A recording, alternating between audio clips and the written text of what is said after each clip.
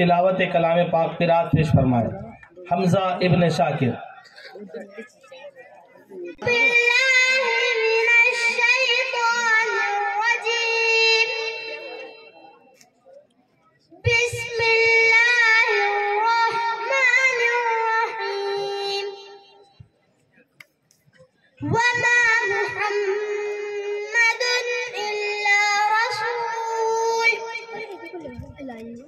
قد خلت من قبله الرسل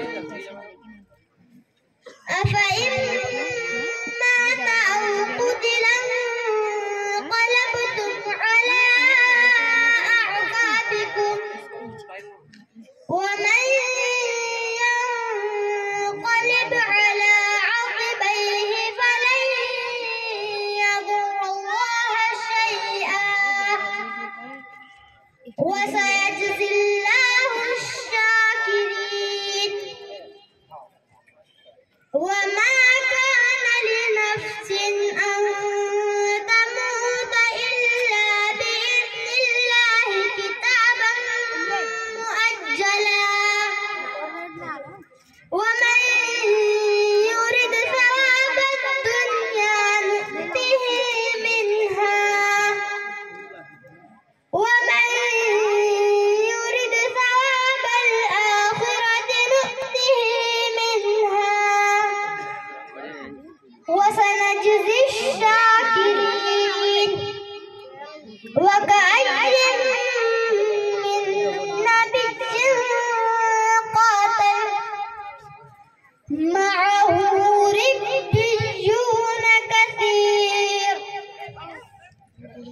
فما وهنوا لما أصابهم في سبيل الله وما ضعفوا وما استكانوا والله يحب الصابرين.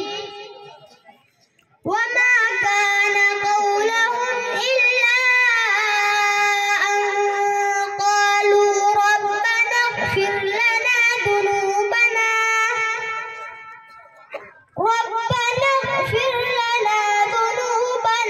وإسرافنا في أمرنا وثبت أقدامنا